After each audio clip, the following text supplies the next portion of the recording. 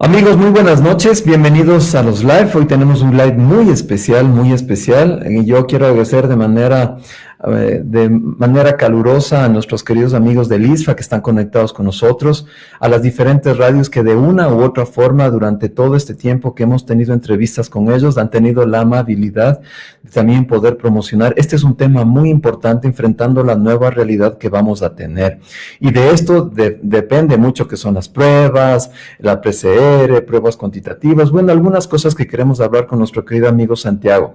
Santiago Aguirre es máster en bioingeniería y él realmente es una de las personas que ha manejado muchísimas pruebas. Ya vamos a conversar un poquito con él y tenemos aquí algunas preguntas muy importantes. Recuerden que los teléfonos nuestros es 1-800-233-284. Ya me van a ayudar con el celular también para que ustedes tengan opción a hacer las consultas en telemedicina. Santiago, buenas noches. Muchísimas gracias por estar aquí con nosotros. Doctor, muchas gracias. Un gusto. Santiago, a ver, vamos viendo algunas cosas importantes. Primerito, antes de empezar, tengo algunas preguntas aquí. Antes de empezar, la cosa sería ¿cuál es la diferencia entre pruebas rápidas? Porque una de las preguntas que me dicen que las pruebas rápidas como que no funcionan. ¿Qué es prueba rápida? ¿Qué mide las pruebas rápidas? Tratemos de hablar en un lenguaje así súper fácil para poder entender para cualquier persona y las pruebas PCR. Es decir, en pruebas, ¿qué opciones y cuál es el abanico que tenemos, Santiago? Perfecto, sí. Bueno, las pruebas rápidas se han usado históricamente desde hace muchísimo tiempo. La Ya. prueba rápida sirve para hacer un tamizaje poblacional. La audiencia seguramente está muy familiarizada con la prueba rápida de embarazo, ¿no es cierto? Nos hacemos una prueba de embarazo, pero hay que confirmarla con una prueba de laboratorio para saber, entre comillas, cuán embarazados estamos, ¿no es cierto? Cuando cuantificamos la beta-HCG. Igual Ya. para el virus como por ejemplo el HIV. Sin embargo, las pruebas de rápidas son un tamizaje, ¿no? Son pruebas diagnósticas, nos ¿Qué ayudan a es alcanzar. tamizaje? ¿Qué es tamizaje, Santi? Es hacer un barrido poblacional de forma rápida, descentralizada, que nos Ya, permite tener muchos datos muy rápido, porque obviamente estas pruebas se las pueden hacer de forma descentralizada y no necesariamente en un laboratorio. Eso ya. es, digamos, la característica de una prueba rápida. La prueba rápida ve solo si está o no, presencia o ausencia. Y Nada tiene su más. limitación, nada Es más. decir, si Y está algo presente o si está algo ausente. Con eso ahí muere. exactamente. Entonces, ¿qué ven Ok. las pruebas rápidas? Las pruebas rápidas ven los anticuerpos que ha generado el cuerpo, son las moléculas con las que el cuerpo se ha defendido o no, si es que ha tenido o ha estado en contacto con el virus. Entonces, las pruebas rápidas miden los anticuerpos, los IgG y los IgM.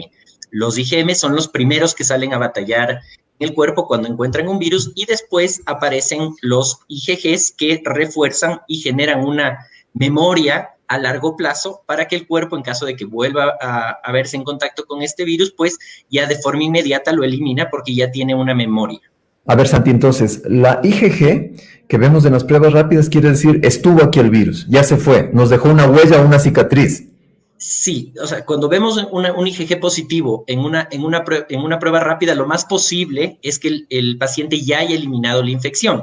Sin Ok. embargo, como Ok. estamos conociendo este virus, no necesariamente se está comportando como otros virus que normalmente conocemos. Entonces Ya. todavía estamos aprendiendo al respecto, pero el tener un IgG positivo en una prueba rápida es una muy buena señal. ¿Por qué? Porque sabemos que el cuerpo ya generó anticuerpos de memoria y está combatiendo el virus. Ya, ahora, la otra, la IgM. La IgM es menos específica y es la primera molécula que ataca al virus cuando el virus entra al cuerpo, ¿sí? Es ella la que hace que se disparen mecanismos en el cuerpo para que se puedan producir los IgGs y de esta Ya. manera complementar la respuesta inmune. Es decir, IgM significa estamos ahorita con el virus, estamos con infección, estamos en la pelea. Sí, históricamente, según en el resto de infecciones, siempre el tener un IgM quiere decir que el virus, que es más reciente, que el virus está ahí y el cuerpo todavía lo está combatiendo. A ver, eso en cuanto a pruebas rápidas, ¿no es cierto? Ahora viene la otra prueba, que es el hisopado nasofaringeo, que le llaman PCR. Y usted me comentaba algo que es muy importante, no solo hacer el hisopado nasofaringeo, ¿por qué? Y también complementarlo con el orofaringeo. ¿Por qué estas dos cosas? ¿Qué pasa si solo se hace en la nariz? ¿Qué ha estado sucediendo? Bueno, la toma más sensible es siempre la nasofaringe, eso quiere decir cuando nos introducen el hisopo exacto, por la nariz. Sin embargo, hacer una muy buena toma es difícil porque es molestoso para el paciente y a veces el paciente, el momento que ingresamos con el hisopo, se puede ir para atrás y no llegamos hasta el punto donde necesitamos llegar. Es por eso que las guías recomiendan que, si es posible, hagamos toma combinada, es decir, nasofaringia y también orofaringia. De esta manera mejoramos la sensibilidad de la toma de la muestra. Y ahora, ¿qué significa PCR? ¿Qué es lo que busca la PCR? Al tomar esas muestras, ¿qué queremos encontrar? Claro, ¿por qué buscamos a nivel de fosas nasales, de naringe y orofaringe, buscamos el virus? Estamos buscándolo al virus. ¿Qué hace la PCR? La PCR nos ayuda a identificar el virus. ¿Cómo lo hacemos? Utilizamos ese medio de transporte donde ponemos el hisopo, extraemos el material genético de todas las células que se encuentren ahí y a través de la PCR, como lo dice el nombre, que es la reacción en cadena de la polimerasa, que simplemente es una enzima que nos ayuda con unos ciclos térmicos a amplificar y que lo podamos visualizar a través de fluorescencia. Entonces, extraemos el ARN y lo amplificamos. Es decir, la PCR significa, ¿está o no está el virus? Sí, pero ¿cuál es la limitación? Ya, pero no sabemos si el virus está ahí infectando o está ahí muerto, digamos, o no viable, o con falta de capacidad de infección. ¿Se puede saber si el virus está realmente infectando o solo es para saber si está o no está, independientemente de que esté muerto o vivo? Es justamente, la PCR no te permite diferenciar, entonces, porque el cuerpo elimina el virus, pero obviamente quedan rezagos de la secuencia genómica. Al ser la PCR un método muy sensible, es una de las limitaciones es que uno puede estar viendo virus muerto. Obviamente todo esto tiene que ir acompañado de la asesoría de un médico para saber cuándo fue el contacto de riesgo, si es que ya tuvo síntomas, etcétera. Ahora, para ir un poquito entendiendo esto y para ir a las preguntas que tenemos algunas, querido Santi, hay gente que está comprando pruebas rápidas o están llegando a su casa con pruebas rápidas. ¿Esto tiene que ser hecho por un médico específicamente o la gente puede ir y decir, hágame la prueba rápida, me salió positivo o negativo? ¿Tiene que tener el contexto un médico? Sí, definitivamente. Si un médico no tiene el contexto, o sea, si no hay un médico que guíe después de ese resultado al paciente, nos vamos a ver en un problema. Siempre tiene que ir de la consultoría de un médico para saber, después del resultado de la prueba rápida, cualquiera que sea, pues ver cuáles son los siguientes pasos a seguir y qué pruebas adicionales debemos hacer para confirmar, desmentir o buscar otro tipo de fuente de infección en caso de que salga negativa y el paciente tiene alguna sintomatología. Ahora, hagamos un ejemplo, Santi. Háganos un ejemplo del por qué de todas las experiencias que usted ha tenido, porque usted ha hecho exámenes, creo que hasta dormido, Santi, usted todavía sonámbulo está haciendo los exámenes. Háganos un ejemplo por qué, de los que se acuerde, un médico debe estar ahí, porque la gente va a hacerse, sale negativo o positivo, ¿y qué pasa, Santi? Bueno, hay el ejemplo clásico donde uno se hace una prueba rápida, que por lo general las pruebas rápidas ven la banda del IgG y del IgM y ven un resultado de IgG positivo. Y dicen, y ahora soy positivo. Pero eso no necesariamente es una mala noticia. Si eso va acompañado de un médico, con una asesoría, podemos saber cuál es el siguiente paso a seguir. Podríamos hacer, por ejemplo, unos anticuerpos cuantitativos, que es decir, vamos a medir cuánto IgG realmente ha generado el cuerpo para ver cómo la respuesta inmune funcionó y ver si es necesario o no hacer una PCR para confirmar que ya no haya virus. Pero si no tenemos un médico al lado, vemos un resultado de un IgG positivo, obviamente nos podemos asustar y no necesariamente eso es una mala noticia. Ok, entonces también se puede medir cuánto quedó de defensa o autoinmune la persona. ¿Para qué sirve eso, Santi? Para saber cuánto dije. IgG quiere decir ya se fue el virus, se quedó los anticuerpos. Pero ¿para qué sirve medir esto? ¿En qué nos ayuda? Bueno, eso es para saber el grado de inmunidad que ha tenido el paciente y ver si la respuesta inmune fue efectiva.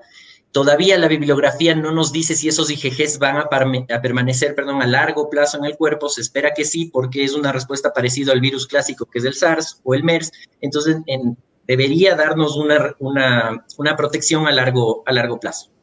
¿Qué es a largo plazo, Santi? ¿6 meses, 7 meses, 1 año? Bueno, depende. En ciertas infecciones, cantidades muy bajas de IgGs después de 10 años igual te protegen. Entonces, hasta que no pase el tiempo, no vamos a poder saber. Los estudios que se han hecho no tenemos más de 100 días, 120 días para ver si todavía tenemos IgG en el cuerpo. Recién salió publicado un artículo en Nature donde parece que el 99% de las personas infectadas generan una respuesta inmune eficaz.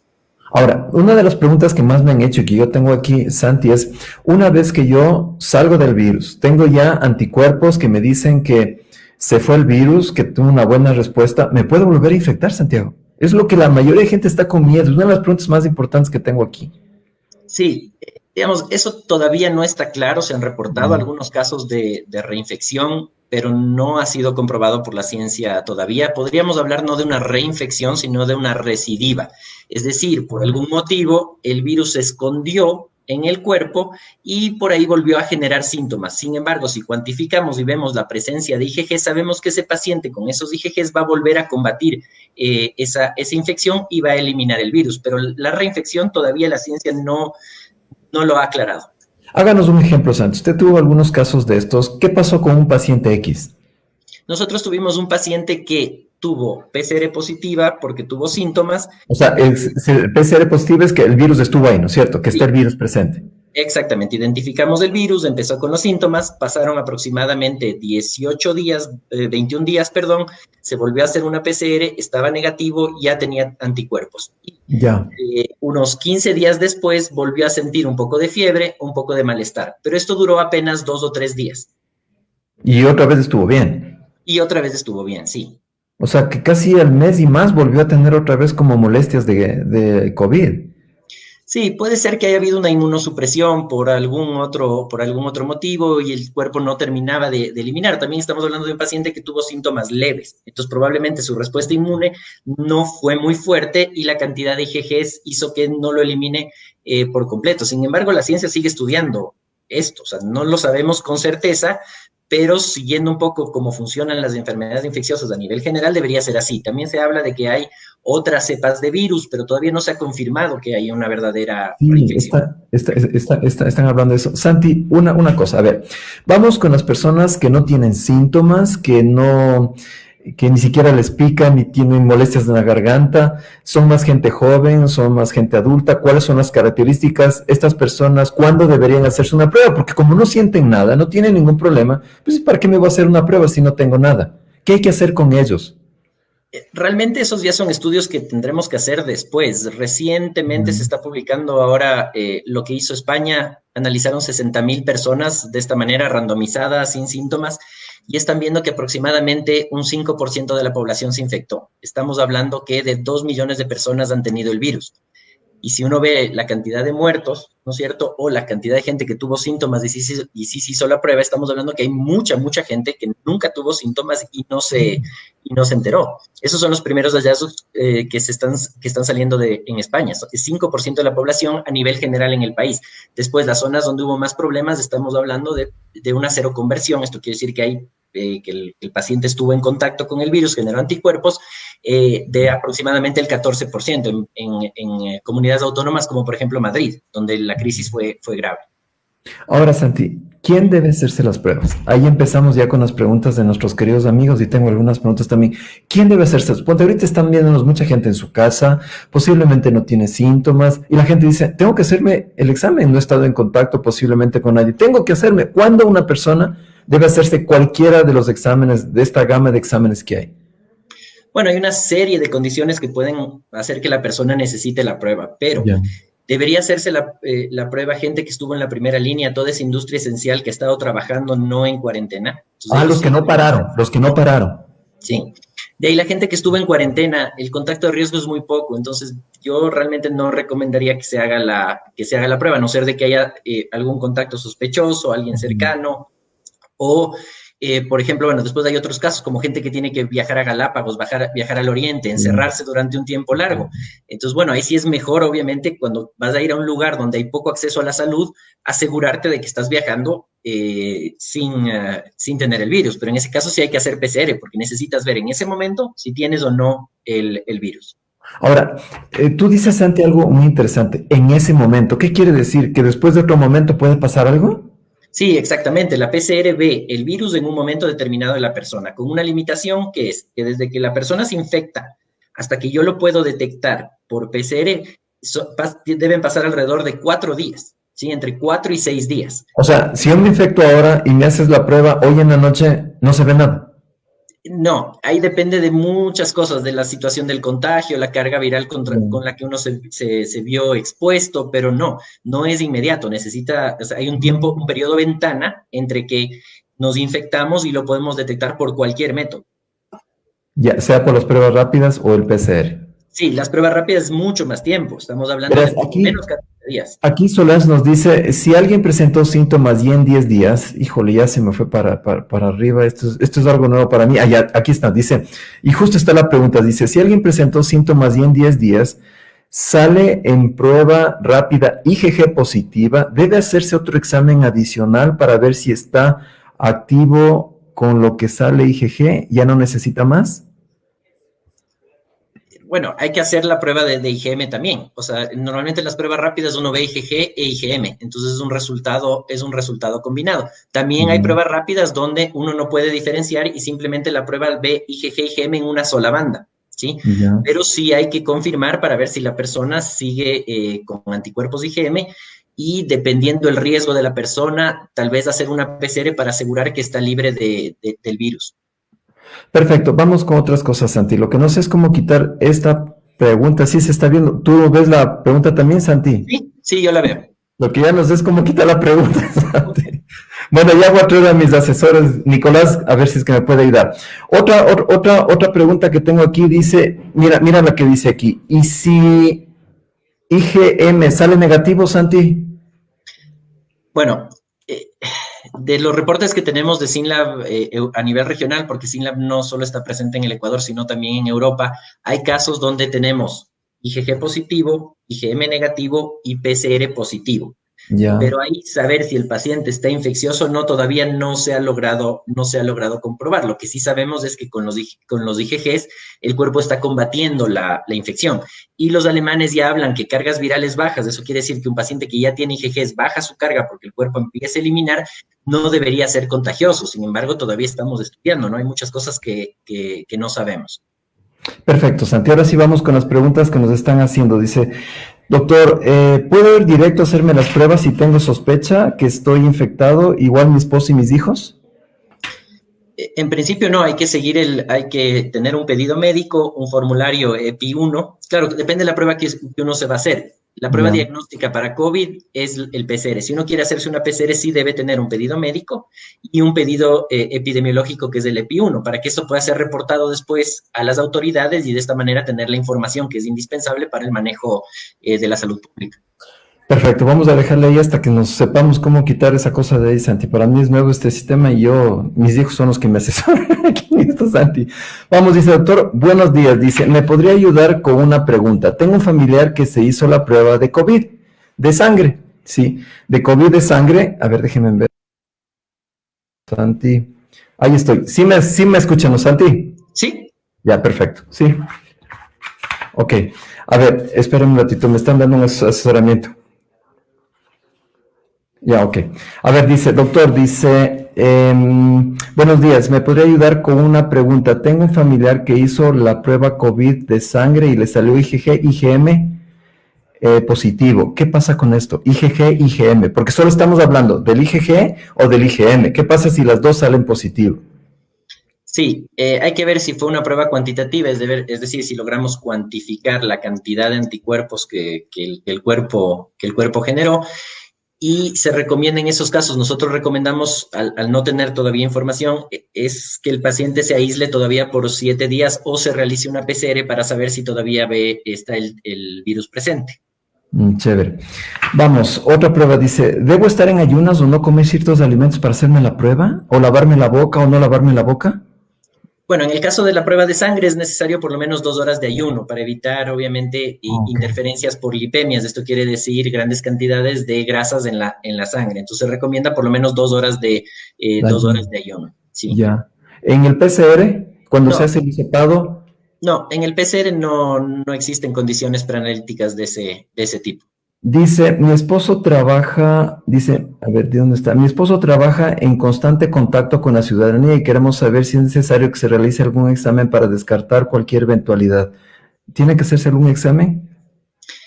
Gente que esté en contacto, hacerse una PCR no tendría en este caso sentido, porque solo lo vamos a ver en ese momento. Habría que hacer anticuerpos para saber si alguna vez estuvo en contacto o no, y de ahí, en base a esos resultados, tomar la siguiente decisión. Sin embargo, si uno ha salido protegido con su mascarilla, se ha lavado las manos, eh, ha tenido mucho cuidado cuando vuelve a la casa, no debería haber un riesgo mayor. Países de Europa del Este que han usado mascarilla desde el principio, vemos que la tasa de infección bajó rápido. Entonces, el uso de la mascarilla es efectivo, obviamente manteniendo el distanciamiento social, evitar estar en lugares encerrados con mucha gente. Esto es, digamos, básico para que en el futuro, en nuestra nueva normalidad, podamos ir a trabajar sin tener que hacernos la prueba cada 15 días, porque si no, aquí vamos a tener que hacernos pruebas todo el tiempo por el miedo a si estuve o no infectado o tuve un riesgo. Ahora, mire, justo aquí tengo una pregunta que le pude sellar sin que se salte acá. Dice, doctor, dice, yo tengo una empresa, no dejamos de trabajar, nuestra gente estuvo todo el tiempo al frente. ¿Qué hago con mis empleados? Son más de 100 empleados. Bueno, en ese caso hay que ver si estuvieron trabajando en primera línea, es decir, recibiendo gente de afuera con contacto continuo con mucha gente, no solo los empleados, y en ese caso sí se recomendaría hacer un triaje de serología, pero sería bueno hacerlo ya por serología cuantitativa, porque es más sensible que la prueba rápida. O hacer una línea de base con prueba rápida, pero sabiendo las limitaciones de la prueba rápida. Nosotros hemos validado alrededor de 6 pruebas rápidas y tenemos una sensibilidad y una especificidad que no superan el 65%. Entonces hay que hacer las pruebas rápidas, pero sabiendo cuáles son sus limitaciones, ¿sí? Eso es súper importante. De ahí las pruebas cuantitativas tenemos mejores resultados. Entonces sí sería bueno hacer una prueba cuantitativa. A ver, Santi, ahora, ¿qué pasa si yo tengo gente que trabaja en una empresa, ¿no es cierto? Y vamos a querer salir a trabajar ya. ¿Qué saco si tengo positivo o negativo? ¿Yo qué me hago con la prueba positivo o negativo? O sea, porque la gente está medio así hecho bola. O sea, tengo positivos, tengo otros negativos, y ahora, ¿qué me hago con los resultados? ¿Cuál sería la recomendación, Santi? Sí, lo importante es dividir a nuestra población de trabajadores en 3 grandes grupos, que son los inmunizados, que ya estuvieron en contacto y ya se liberaron del virus, los pacientes no inmunizados y que no han estado en contacto con el virus nunca, y los pacientes que todavía están infectados. Esas 3 grandes poblaciones, para luego poder tomar la decisión de, por ejemplo, de tener ya inmunizados en la compañía, pues ellos deberían ser los que estén en primera línea corriendo los riesgos más grandes porque ya se inmunizaron y el riesgo para ellos es casi cero. Pero Santi, cuando yo tengo una prueba negativa o positiva, ¿quién me da esa información? O sea, ¿cómo sé? ¿Quién me da la información que me diga inmunizado, no infectado y está infectado? O sea, ¿quién me da? Eso es el laboratorio junto con la asesoría del médico, porque no solo hay que hacer una prueba en algunos casos habrá que hacer 2 o 3 pruebas, en algunos casos sí habrá que ir hasta hacer una PCR, pero quien da el resultado final es el médico junto con el laboratorio, como es para cualquier otra enfermedad. El médico se apoya muchísimo en los resultados del laboratorio para dar un diagnóstico final. Ok. Mira, ahí tenemos una pregunta, dice, si tiene IgM de 1.02. Bueno, eso depende del punto de corte de la prueba. Me imagino por los valores que el punto de corte de la prueba es 1. Entonces, al tener 1,02, yo pensaría en un falso positivo. Depende del corte de la prueba. Al no saber qué prueba y cuál es el corte, no, si el corte es 0.1, pues un valor de 1 es elevado. Pero ahora, la mayor parte de pruebas tienen corte de 1. Ahora, ¿por qué hago esa pregunta, Santi? Entonces, ¿qué pasa con las pruebas rápidas que uno se hace en la casa, que le están vendiendo? Bueno, primero, puedes hacerte una prueba rápida y puede salir negativa, pero sabes que hay 35% de posibilidades de que no haya sido un verdadero negativo. Y en el caso de que te salga positivo, puede que haya sido un falso positivo. Entonces, todo resultado de prueba rápida debería confirmarse para estar tranquilo. Chévere, Santi. Vamos con otras preguntas que me tienen aquí. Dice, doctor, ¿por qué las pruebas rápidas dicen en las redes sociales que no son efectivas? El decir que algo es efectivo y no efectivo depende del contexto en el que vamos a utilizar. Si les vamos a utilizar para diagnóstico, la prueba rápida no es efectiva. Si las vamos a utilizar para un tamizaje poblacional, para levantar información, ver los sectores, por ejemplo, de la ciudad, del país que más en contacto han estado, pues ahí sí tienen una utilidad. Por ejemplo, el estudio que se hizo en España se hizo doble. utilizando prueba rápida y además la prueba cuantitativa, pero se hicieron 55,000 pruebas rápidas. Lo que tenemos que tener claro es que la prueba rápida que usemos sea validada y conocer las limitaciones que tiene esta prueba, que tiene la prueba rápida. Cuando uno conoce las limitaciones, uno puede tomar mejores decisiones. Eso justamente dice aquí, yo quiero hacer las pruebas que ustedes están haciendo en mi empresa, dice, ¿qué debo hacer? O sea, ¿qué pasos debo seguir para tener esas tres, bueno, no alcanzaron a ver todo, pero esas tres condiciones que dijimos, paciente inmunizado, sería paciente que no está inmunizado y que hay que tener cuidado, y los que están infectados. ¿Cómo es el proceso más o menos? Vamos nosotros, porque estamos haciendo con ustedes cosas a la empresa, ¿cómo funciona esto? Sí, lo primero, bueno, primero hay que identificar la empresa, identificar cuáles fueron los riesgos, cuán en cuarentena estuvo el personal. No solo es para toda la empresa, sino también se puede subdividir en grupos de diferentes, dentro de la misma empresa, según el riesgo que hayan tenido. Después, obviamente, hay que hacer una encuesta epidemiológica grande para ver si la persona presentó algún síntoma, si tuvo algún contacto de riesgo. Y en base a los resultados de esa encuesta, pues vamos haciendo las diferentes pruebas para llegar. Pero no todas las empresas van a tener que hacer pruebas. La empresa que estuvo en cuarentenada, con todo su personal en cuarentena, pues lo más probable es que todos estén negativos. ¿Sí? Ahora, supóngase que estuvieron en cuarentena, la empresa, van a ser todos negativos posiblemente, y de ahí, ¿al cuánto tiempo debería hacer pruebas? Si estoy trabajando 1 mes, 2 meses o 3 meses.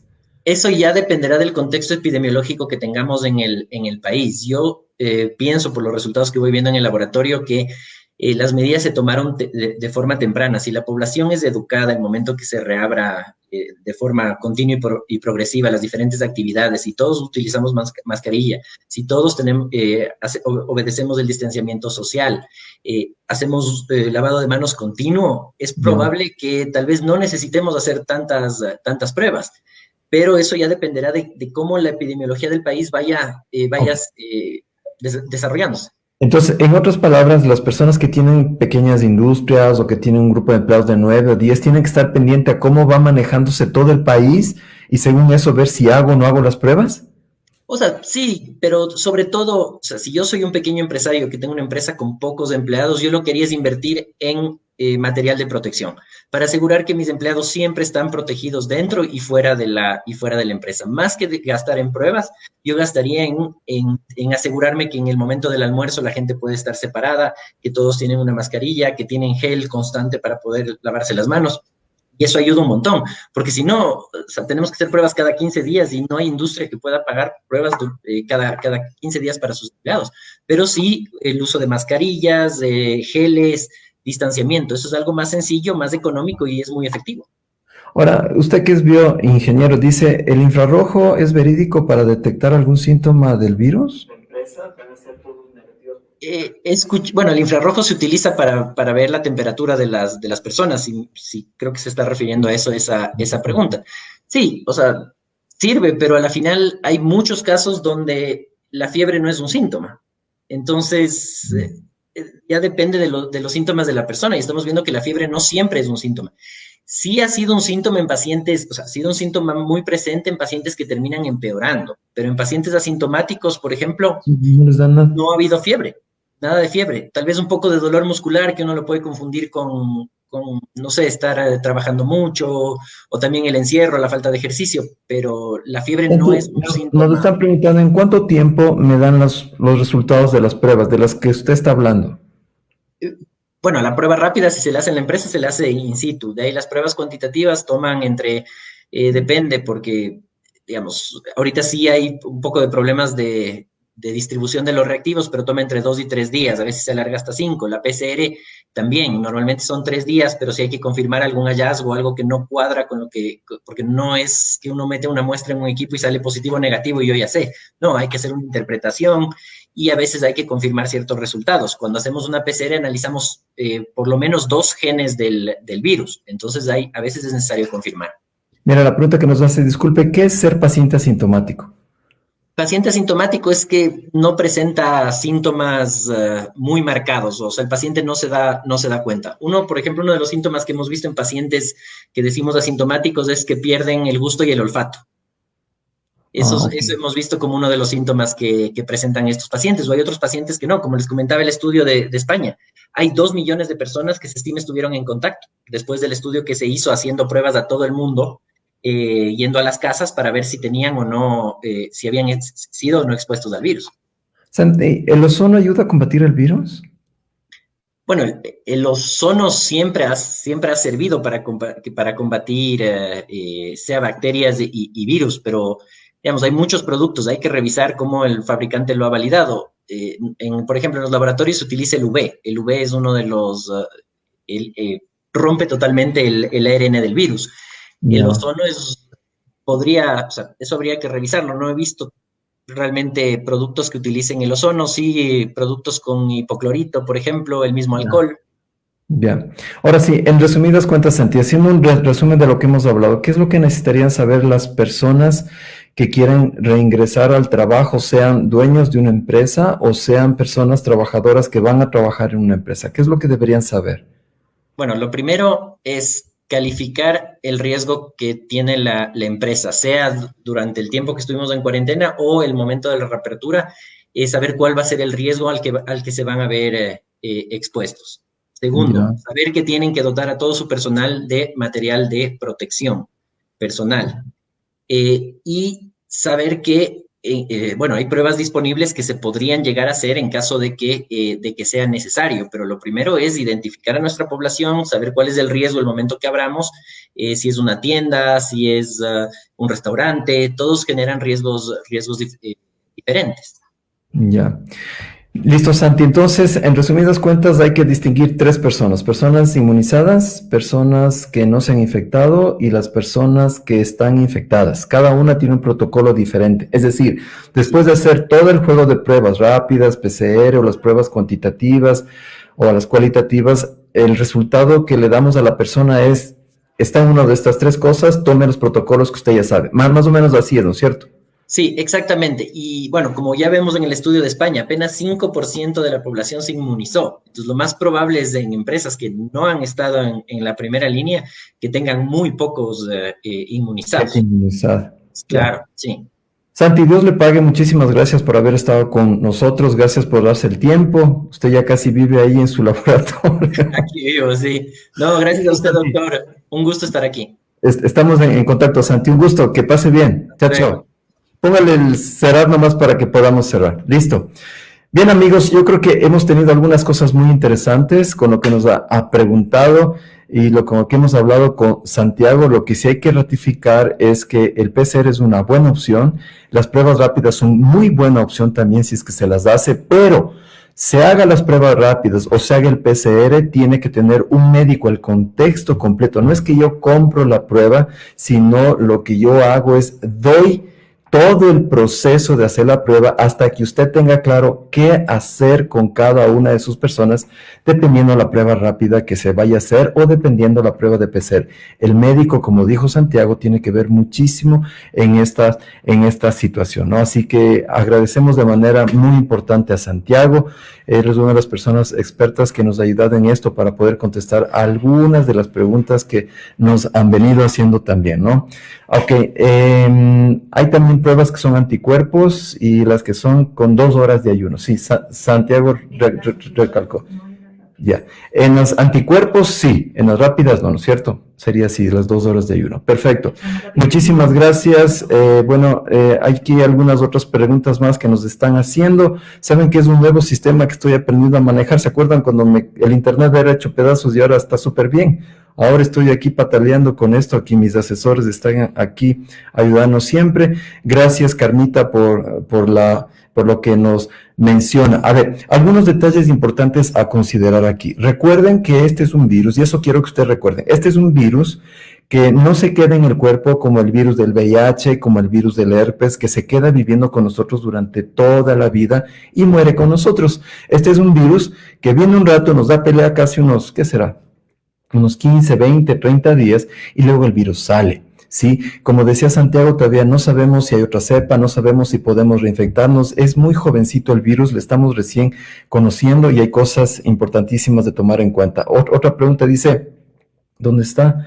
Dice, doctor, los asintomáticos se pueden infectar a doctor, los asintomáticos pueden infectarlos de su entorno, pero claro, ese es el problema de los asintomáticos. Mucha gente ni siquiera sabrá que tuvo el virus, ni siquiera sabrá que tuvo el virus, y el problema es que esas personas solo hablando, sin necesidad de tos, ya la tos sería el colmo y el estornudo sería el colmo, solo hablando se sueltan pequeñas partículas que pueden contagiar a otras personas para poder tener este tipo de problemas. Bien, creo que estamos ya con un buen tiempo, vamos a la parte importante también de nuestras charlas. Hay unas otras cosas que me han estado preguntando acerca del aseo y acerca de mantenernos lo más sano posible. Recuerdan hace un tiempo que nosotros habíamos hablado acerca de los baños, y mucha gente hoy, ustedes si ya se abren los centros comerciales para ir a un baño, va a estar asustado, realmente, porque ahora hemos tenido como más conciencia de las bacterias y de todas esas cosas. Tomen muy en cuenta que en un baño puede haber más de 5,000 bacterias, inclusive en el baño de la casa, a pesar que usan pocas personas. Y es por esto que investigando, encontramos unas gotitas que ahora tienen inclusive amonio cuaternario, que es directamente para el virus, que a mí me pareció genial. No son muy costosas, se los puede utilizar en la casa y usted puede llevar, poner eso en el baño, coger con un papel higiénico, limpiar toda la taza, si es que quiere realmente tiene que sentarse, si no yo digo como en México decíamos aguilito, o sea, no sentarnos en el baño, poner unas gotitas y se desinfecta. Antes de usar el baño, después de usar el baño, eso sería buenísimo poderlos utilizar en la casa. Yo recuerdo que hace algún tiempo me topé con esto, ahora me estoy topando también con otra sustancia que ayuda a desinfectar bastante bien y que no deja este olor. Tiene un olor muy agradable. Luego que nosotros terminamos nuestra misión aquí con el Facebook o nuestro live, usted puede encontrar en el post cómo se encuentra, dónde se encuentra, que me parece una buena opción. Dice, ¿qué hacer si salió positivo y quién se puede tratar? ¿Quién le puede tratar? Gracias. Me están ayudando a pasar algunas preguntas porque aquí veo las preguntas que pasan, pero a toda velocidad. A ver, si salió positivo en el PCR, recuerden que el médico es el que debe hacer estas pruebas, ¿sí? Y también debería mantenerse en estas pruebas un protocolo, es decir, ofrecer el tratamiento, ofrecer el diagnóstico y no solo hacerse las pruebas o no. Y ahí viene la parte de telemedicina. Y eso es súper importante. Todas las noches hemos estado hablando de telemedicina. Acuérdese, 1-800-233-284. Y el celular también, que por aquí estábamos, yo tenía el celular. Algunas personas ya se saben el celular de memoria. Ayúdenme con el celular, por favor. 1-800-233-284. Ahorita Nico me va a pasar el celular. Y aquí hay algunas preguntas más que tengo. Doctor, dice, ¿dónde está? ¿Dónde está? Dice, doctor... Dice aquí, ¿dónde está? Por acá estaba. Doctor, por favor, ¿puede encontrar? ¿Dónde lo puede encontrar? Ahí estamos. Los teléfonos es 1-800-233-284 y enseguida les doy el celular que ya me están preparando para las personas. ¿La idea cuál es? La idea es que usted con su empresa, con sus empleados, o si usted es empleado, informe a la persona que tiene sus empresas para poder determinar en estos tres grupos en cuál está usted. Y sin embargo, usted poder ayudar a su familia de mejor manera en el caso de que se dé. Aquí tengo el celular, es el 098-856-0208. 098-856-0208 es el celular al cual ustedes pueden llamar. Bien. Otras preguntas que también me están haciendo aquí es, las personas asintomáticas, ¿hasta cuándo pueden infectar? Pues pueden estar por lo menos unos 15 o 20 días hasta que ya vaya disminuyendo la carga viral, pueden tener la capacidad de contagio. Y el problema de ellos es que hay adultos mayores, recuerden, en casa, y eso sí hay que tener bastante cuidado. Bien, vamos a la reflexión que nosotros hacemos todos los días. Quiero agradecer de manera muy especial a las personas del ISFA que se han conectado ahora con nosotros, a las radios que muy gentilmente nos han ayudado a promocionar. Vamos a tener más invitados. Tenemos una neuropsicóloga súper buena para hablar acerca de los niños. Mucha gente me ha escrito, doctor, mis niños se han vuelto a orinar en la cama, mis niños estaban haciendo bien los deberes, ahora ya no pueden. Y realmente mucha gente me pregunta, y de los niños casi no hemos topado nada, todo de adultos, de los adultos, ahora solo quiere estar en la computadora. ¿Cómo debemos manejar? Y como ya encontramos este sistema, vamos a poder hacerlo buscando, encontramos este sistema. Ahí está, muchas gracias. 098-856, exactamente, 0208, 098-856-0208. Bien, como hacemos durante todas las noches, la parte final que vendría a ser como la fresa en el pastel, o la parte más importante, también quiero con ustedes compartir unas reflexiones muy interesantes de lo que hemos venido haciendo durante todas las noches. La parte científica es muy importante, pero la parte espiritual juega un papel preponderante. Hay mucha gente que realmente ha sentido paz y tranquilidad. Y como les he dicho, la paz no ha sido mía. La paz es de mi buen Dios, que de una u otra manera ha tocado mi corazón y el corazón de muchas personas. Habíamos también hablado que el problema no es la situación, el problema es qué pensamientos tengo yo en base a la situación, y nos hemos dado cuenta que la situación puede ser mucho más grave, más bien dicho, que los pensamientos pueden ser mucho más grave que la situación. Usted me ha escrito varias veces que no puede dormir, que está con ataques de pánico, pero no es por la situación. ¿Qué pensamientos desarrollamos que creo que nos va a pasar? Y hay mucha gente, como yo tenía un profesor que me decía, doctor, si una persona dejara de hacer suposiciones, 50% menos sufriera. Créame, 50% menos sufriera. ¿Por qué? Porque de lo que pensamos y creemos que va a pasar y lo vivimos como si estuviera pasando y no pasa, es realmente lo que nos afecta. El versículo de hoy que vamos a leer con ustedes y vamos a compartir, si usted tiene una Biblia cerca, desempólvela, o si no, anote el versículo para que lo lea después. Usted conoce de José, debe haber oído hablar de José. La historia de José realmente es muy chévere y es bien linda. Aquí dice, en el versículo es en Génesis 37-38. Cuando pasaban los mercaderes, acuérdese usted de José, ya les voy a contar la historia, los mercaderes medianitas, sacaron ellos a José de la cisterna, es decir, los hermanos que lo botaron a la cisterna, lo trajeron arriba, le subieron y lo vendieron a los ismaelitas por 20 piezas de plata. Y ellos le llevaron a José a Egipto. No sé si ustedes se acuerdan de Jacob, un viejo muy adorable, pero con muchos hijos. Y Jacob, creo que el error que cometió, como a veces cometemos como papás, es de mimar y dar la atención a un hijo específicamente. Y José era su adoración. Le compró mejores ropas, tenía más atenciones, y los otros hermanos estaban bastante celosos. Puesto que los hermanos estaban celosos, cogieron a José y le dijeron, a este tenemos que desaparecer. Y luego José, 17 años, peladito, tiene unos sueños, ¿se acuerdan de las 7 vacas flacas? Bueno, eso fue lo que interpretó, pero él decía que las estrellas se inclinan a él, que el trigo se inclina a él, y los hermanos comenzaron a decir, además de que eres el mimado de nuestro padre, y no trabajas tanto, trabajas en ciertas cosas, ahora vienes a decir que nosotros te vamos a servir a ti. Y realmente se molestaron mucho sus hermanos, y cogieron a un animal, le mataron, le pusieron sangre, le dijeron a Jacob que su hermano había sido muerto, y a Jacob inmediatamente lo metieron en la fosa, lo sacaron y lo vendieron a Egipto. Escuchen, en ese tiempo la gente sí sabía lo que pasaba en Egipto. Egipto era un lugar donde iban a trabajar, a correr riesgo de muerte, a pasar hambre, y sin embargo le vendieron al hermano. Quiero centrarme en esta parte. Aquí dice, sin embargo, la reacción de sus hermanos fue desproporcionada. Aquellos hombres no eran ignorantes del destino de un esclavo en Egipto. Acabaría regalado a las más duras pruebas agrícolas, los peores trabajos, excavar canales, sacar piedra, construir edificios. Debido a su condición de esclavo, no contaría con el derecho alguno y quedaría a merced de la crueldad de su dueño. De nuevo, hemos de pensar que había un plan providencial que tenía Dios, como ahora tiene con nosotros. Miren, el dolor, escuchen de nuevo, el dolor y el sufrimiento de José fueron una realidad. El hijo de Jacob, acaba de ser convertido en esclavo. Hasta ahora vivía en un ambiente protegido y tranquilo por sus hermanos. Ahora, José podía haberse derrumbado. Es que, doctor, está pasando esto, que no sé qué. José hubiera dicho, me vendieron, ahora me voy a ir hecho pedazos, ahí quedó todo.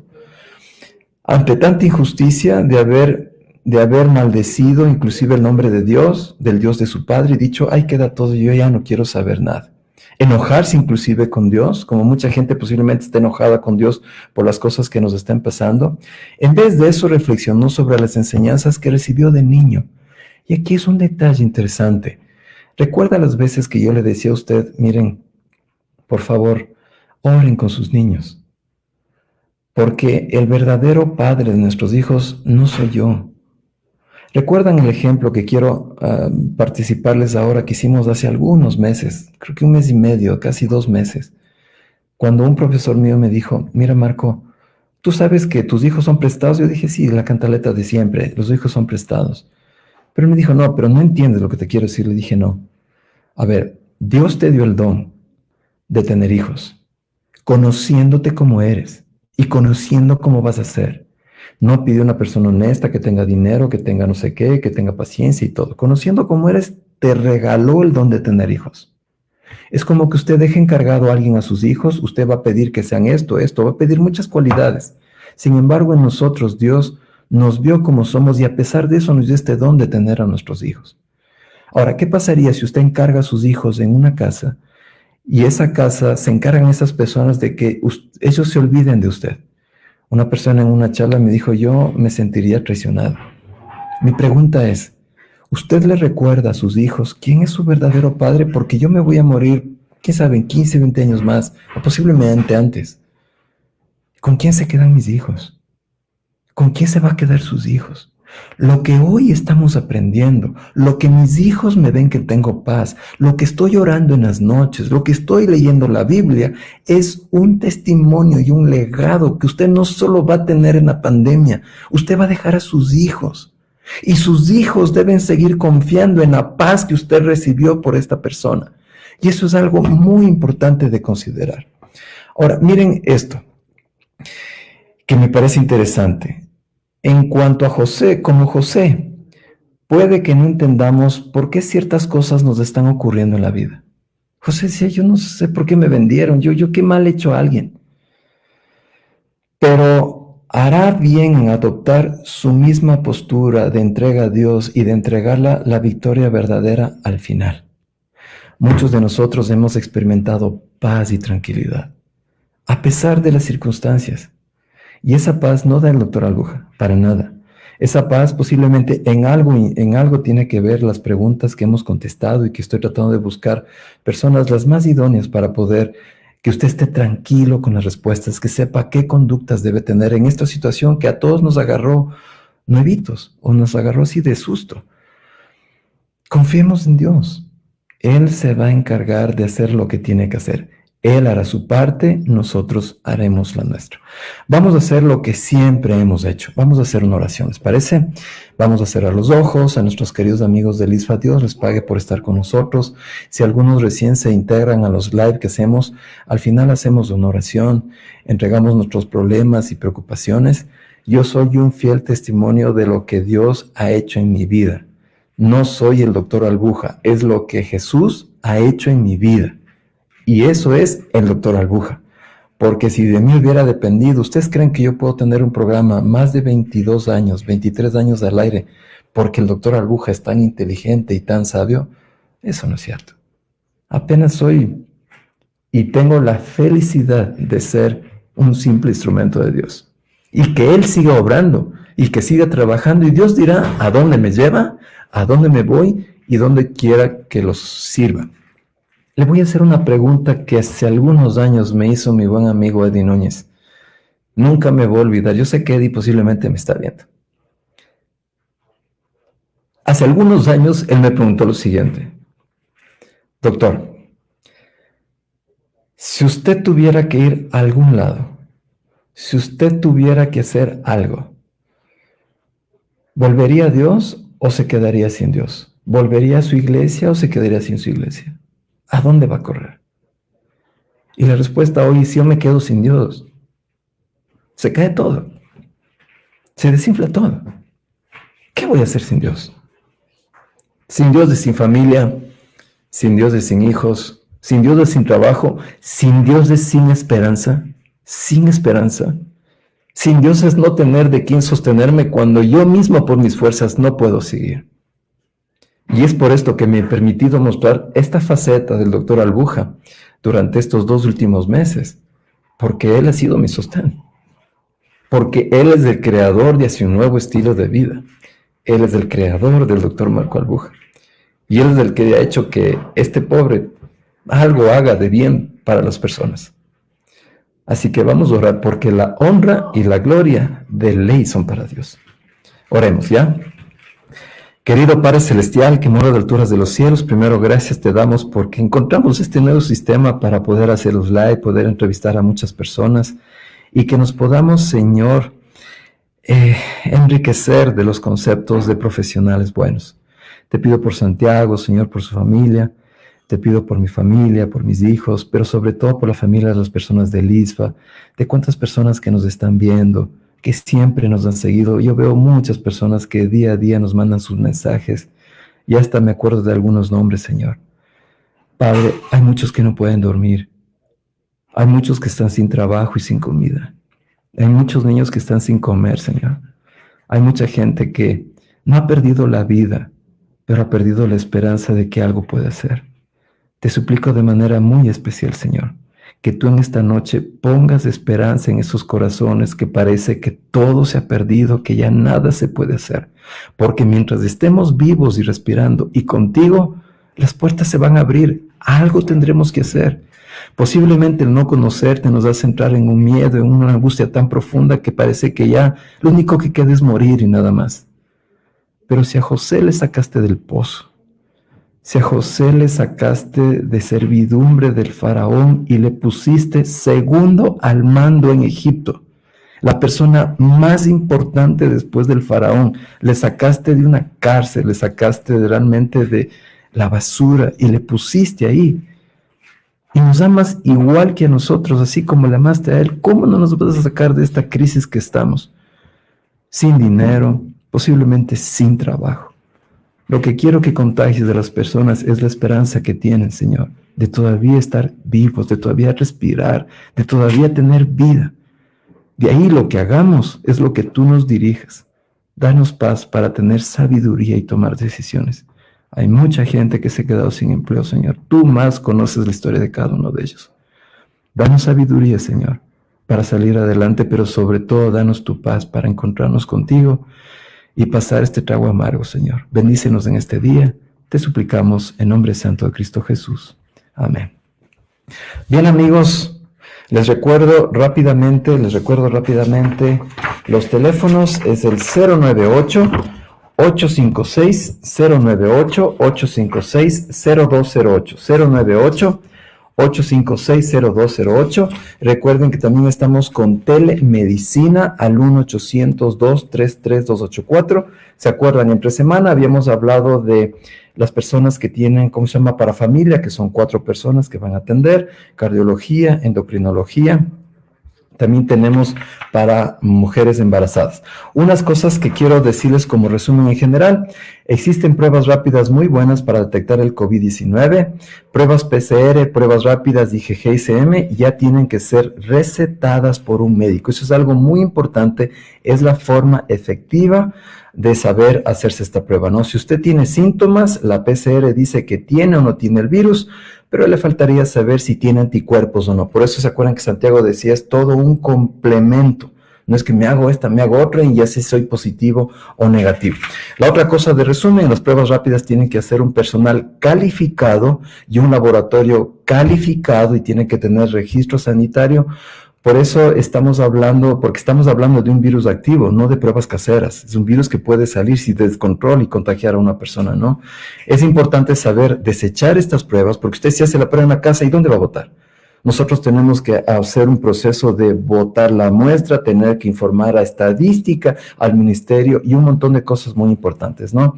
Y todas estas pruebas, gracias a Dios, las estamos haciendo en nuestro centro médico. Recuerden los teléfonos 1-800-233-284 y nuestro plan de reincorporarse seguro a las empresas también es, ¿sí? Es decir, reincorpórate seguro, minimizando los riesgos de algunas infecciones o de bajar las infecciones. 1-800-233-284. Es, en otras palabras, reincorpórese seguro, minimizando los riesgos de infecciones de SARS-CoV-2 antes de volver a su trabajo. Por eso hemos hecho esto, que usted sepa qué debe hacer. Y recuerde dónde está aquí el celular, se me perdió. 098-856-0208. Bien, amigos, Dios les pague. Muchísimas gracias.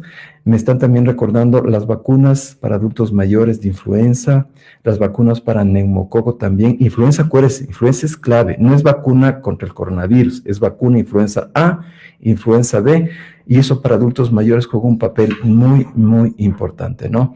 Y también las vacunas pediátricas, que me preguntaba, por ahí estaban pasando sobre las vacunas, qué es lo que se puede hacer. Aquí está, de una vez lo voy a poner aquí, para que ese es el teléfono. Gracias, Carmita. Yo siempre, Carmita está con nosotros porque ese Gito le he visto. Ahí están nuestros teléfonos. Muchísimas gracias. Amigos, Dios les pague. Gracias a las radios que nos han hecho posible que mucha gente más se conecte. Los sábados siempre hacemos un live especial para ustedes. Ahí está el número celular, 1-800-233-284, para las personas que quieran más información, ¿no? Y para las pruebas rápidas no se necesita ayuno. Eso es algo muy importante. Bien, amigos, gracias por haber estado con nosotros. Nos vemos el lunes con el live. Ahora ya tenemos ese nuevo sistema que estamos estrenando para tener invitados.